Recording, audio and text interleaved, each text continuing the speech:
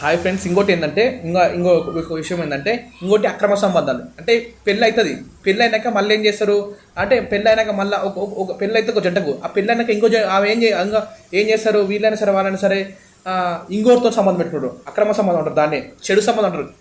అది ఎంత పెద్ద తప్పు అంటే అసలు ఇంత పెద్ద తప్పు అంటే ఒకరితోని పెళ్ళి ఒకరితోని జీవితం మొత్తం ఉండాలనుకునే వాళ్ళు పక్కలతో వేరే వాళ్ళతో కూతారు. మళ్ళీ పెళ్ళి అయినాక అసలు నాకు అర్థం కాదు.